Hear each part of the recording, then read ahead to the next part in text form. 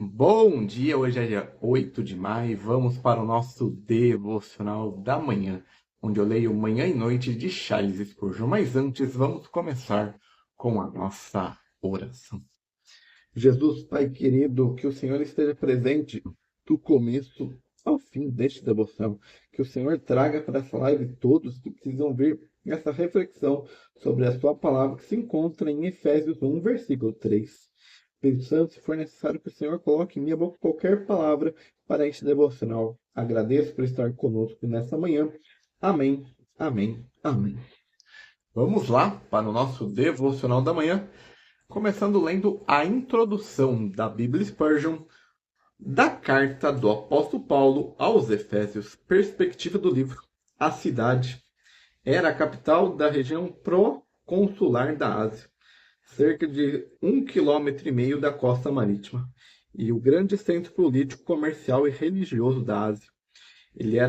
Ela era notável por causa de duas grandes estruturas presentes no local. A primeira era o grande teatro, o qual tinha uma capacidade de 50 mil pessoas, e a segunda era o templo de Diana, que era uma das 7 maravilhas do mundo antigo. Ele tinha 104 metros de comprimento e 50 metros de largura, feito de mármore brilhante, suportando uma floresta de colunas com 17 metros de altura e tendo ficado em construção por 220 anos. Sua grandeza fazia que ele fosse o centro de influência do culto a Diana, sobre o qual lemos em Atos 19, versículos 23 ao 41. A estátua, com seus muitos seios, era um símbolo da fertilidade da natureza. Próxima a Roma, Éfeso era a cidade mais importante a ser visitada por Paulo. Ela foi chamada de terceira capital do cristianismo, sendo o centro de trabalho na Ásia, através da qual foram fundadas todas as igrejas da Ásia, especialmente as 7 igrejas da Ásia, a quais Jesus enviou as mensagens de Apocalipse. Jerusalém, sendo o berço do poder, é a primeira capital, e Antioquia, o centro do trabalho missionário, é a segunda. A obra de Paulo em Éfeso, ele a revisitou no retorno de sua segunda jornada missionária, deixando Áquila e Priscila lá. Em sua terceira jornada missionária, ele passou 3 anos lá. Durante sua segunda visita, ele influenciou o local e afetou a adoração de Diana a tal ponto que despertou a oposição dos adoradores, fazendo com que fosse necessário que ele partisse para a Macedônia. No entanto, da terceira jornada missionária, ele parou em Mileto, a 408 quilômetros de distância, e chamou os anciões de Éfeso, os quais entregou seu discurso de despedida. A epístola. O conteúdo dessa carta é bem semelhante àquela da epístola aos Colossenses, embora também tenham grandes diferenças enquanto a ela. Cada livro tem uma metade doutrinária e metade prática. Colossenses discute a cristandade ou Cristo como cabeça da igreja, enquanto Éfeso discute a igreja ou igreja como corpo de Cristo. Em Colossenses, Cristo é tudo em todos. Em Efésios, o Cristo ascendido e visto em sua igreja. Em Colossenses, temos Paulo em uma área aquecida por controvérsias. Em Éfesos, ele está mediando calmamente sobre um grande tema. Já foi dito que essa carta contém a verdade mais profunda já revelada aos homens. E a igreja de Éfeso era talvez a mais bem preparada do que qualquer outra para ser guardiã dessa verdade, dado que a longa estadia de Paulo com eles os preparou bem para ouvi-la e entendê-la. Essa epístola pode ser escrita como uma carta circular para ser enviada a muitas igrejas, sendo Éfeso uma delas. Data provavelmente escrita em Roma em 62 ou 63 depois de Cristo. O tema: a igreja, o corpo místico de Cristo. E essa é a introdução da Bíblia Spurgeon para a carta do apóstolo Paulo aos Efésios.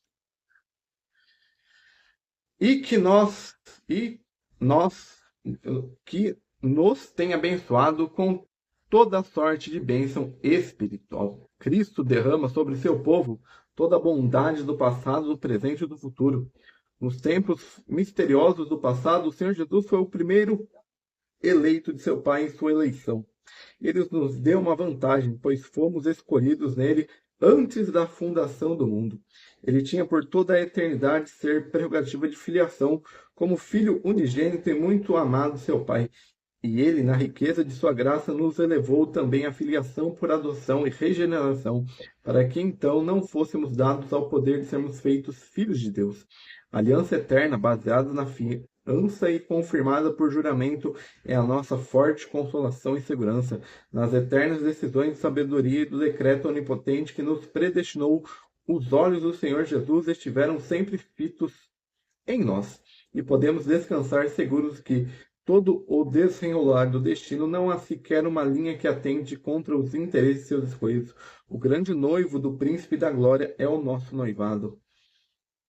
Não, o grande noivado do príncipe da glória é o nosso noivado, pois é a nós que ele está prometido, à medida que há grandes núpcias deverão ser declaradas em breve a todo o universo.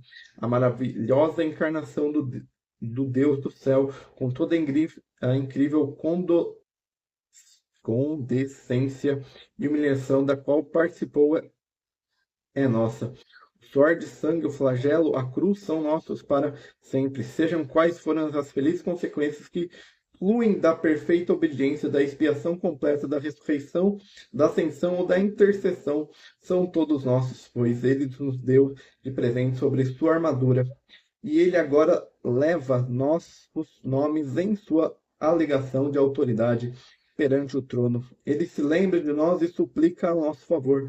Ele aplica seu domínio sobre os principados e potestades e aplica sua absoluta majestade no céu em benefício daqueles que creem. Seremos exaltados como ele na mesma medida que somos como ele humilhados. Aquele que se entregou por nós nas profundezas da miséria e da morte não retira sua garantia agora que está entronizado nos altos. E esse é o nosso devocional da manhã. Mais tarde a gente tem o devocional da noite lá no TikTok. Então tenha um bom resto de sábado, um bom início de final de semana e até o